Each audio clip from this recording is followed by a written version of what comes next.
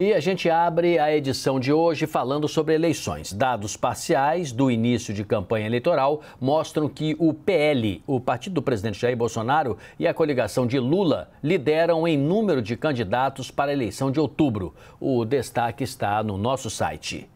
E o PL terá 1.578 candidatos nas eleições, divididos entre concorrentes a presidente, governador, deputados e senadores. Na sequência aparece União Brasil e o Republicanos. Lá no nosso site você pode ver a lista dos demais partidos e comparar com as eleições gerais desde 1994. Já os principais dados desse ano a gente vai trazer agora aqui no Visão CNN. Como falamos, o PL, antigo PR, é o partido com mais candidatos, seguido por União Brasil, de Soraya Tronic, e o Republicanos, antigo PRB, lembrando que o Republicanos compõe a coligação de Bolsonaro.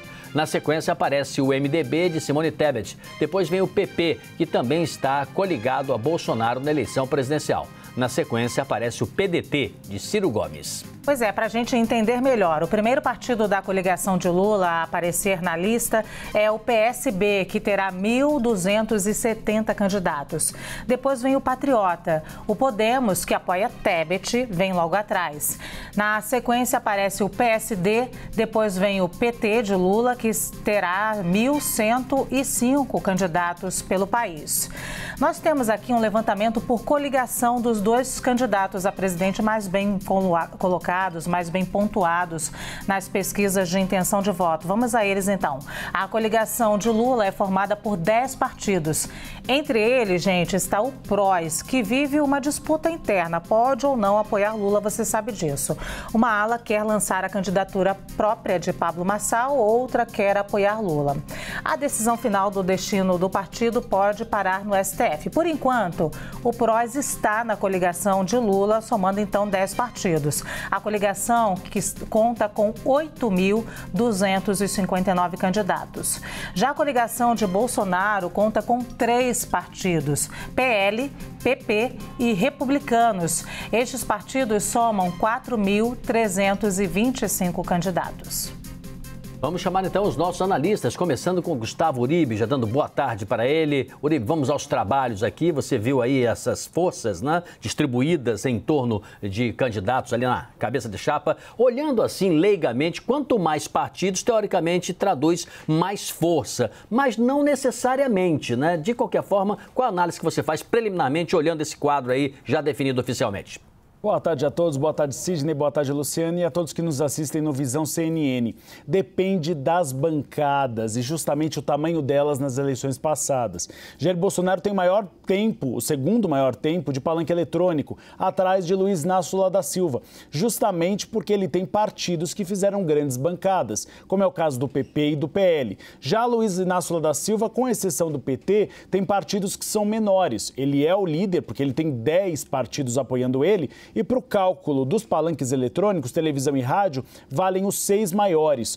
E aí ele consegue, então, ter esse apoio. É natural que aqueles que são os candidatos mais competitivos da sucessão presidencial tenham mais candidatos nas suas coligações, porque eles são bons cabos eleitorais. E eles acabam, com a eleição deles, também atraindo votos para o poder legislativo. Os cálculos que são feitos nos bastidores é que para a próxima legislatura deve haver 4 partidos que devem crescer e serem os principais no Congresso Nacional. PL, que é de Ciro Nogueira, o PL, desculpa, de Jair Bolsonaro e Valdemar Costa Neto, o PP de Ciro Nogueira, o PT de Luiz Inácio Lula da Silva e União Brasil de Luciano Bivar. E aí já começam as composições de bastidor. Nós temos o PL e o PP ligados a Jair Bolsonaro. Caso ele seja reeleito, ele já tem aí 2 potenciais partidos dentro do Congresso Nacional para a base aliada dele. O PT tem um grande problema, porque caso o ex-presidente Luiz Inácio Lula da Silva ganhe, ele não contará de imediato com o apoio do PL e do PP. Por isso que tem feito aceno nos bastidores para a União Brasil. Quase sempre, quando você tem a disputa pelo comando do Congresso Nacional, quem ocupa a presidência da Câmara ou do Senado Federal não é do mesmo partido do presidente da República, justamente por conta das negociações partidárias e nas negociações da base aliada. Então, há uma possibilidade do PT conseguir compor com a União Brasil para a sucessão na Câmara dos Deputados. E aí surge o nome de Luciano Bivar, que desistiu da sucessão presidencial para ser candidato à reeleição na Câmara dos Deputados, justamente com esse objetivo. Então, são cabos eleitorais fortes os dois candidatos que estão na frente da sucessão presidencial. Por isso que é natural que estes conjuntos partidários lancem um número maior de nomes. Leandro Rezende já chegou aqui para conversar com a gente. Não sei para quantas pessoas Leandro já ligou hoje pela manhã. A gente vai saber agora ou ao longo do Visão CNN. Leandro, conta para a gente o que essa coligação, o que essa quantidade enorme de partidos apoiando o ex-presidente Lula, por exemplo, pode fazer diferença num eventual futuro governo.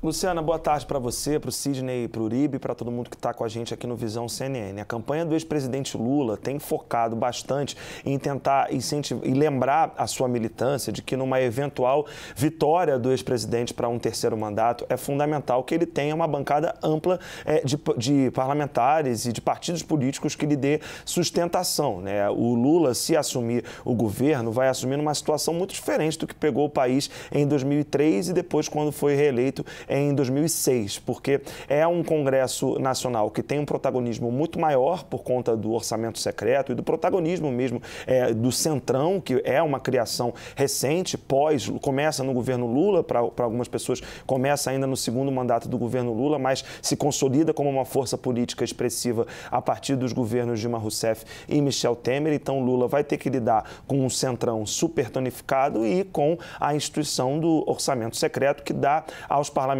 um poder muito grande. Eu até vi um levantamento feito pelo Bruno Caraza, né, que é um super estudioso da política brasileira, mostrando que nessas eleições a taxa de deputados que estão buscando de novo uma vaga na Câmara dos Deputados é maior do que nas últimas eleições. Isso porque os deputados perceberam que vale a pena continuar na Câmara. E teve alguns deputados, inclusive, fizeram um downgrade assim, nas suas carreiras, né, foram buscar assembleias legislativas estaduais, por exemplo. Pouquíssimos foram alçar voos maiores, a maioria quer ficar aonde está, o que dá uma amostra do protagonismo que a Câmara dos Deputados ganhou, né, nos últimos anos. E aí, para a gente falar um pouco rapidamente sobre o PL e sobre o PT. Hoje, conversando com uma fonte do PL, né, para comentar pesquisa, daqui a pouco a gente vai falar um pouco sobre isso, me fui lembrado de que o PL é um partido que cresceu demais depois que o presidente Jair Bolsonaro foi para a legenda. Só para a gente ter uma ideia, o PL ele passa de 3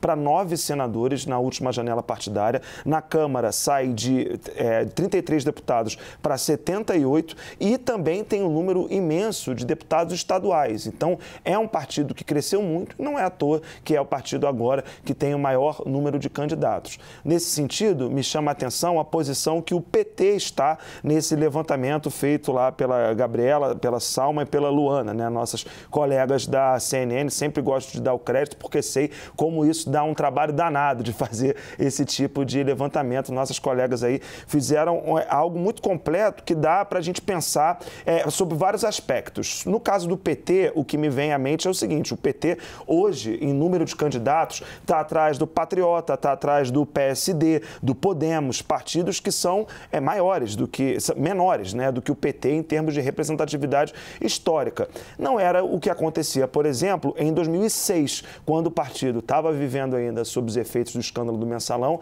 mas tinha Luiz Inácio Lula da Silva buscando a reeleição. E naquela eleição, em 2006, o PT era o partido que era o terceiro ali com o maior número de candidaturas. Então, dá para a gente perceber, primeiro, um PL super bombado com relação às eleições anteriores e o PT, quando a gente olha para outros momentos da história, com um número de candidaturas bastante reduzido. Em homenagem a Luciana, meninos, tomem água. Daqui a pouco vamos chamá-los novamente.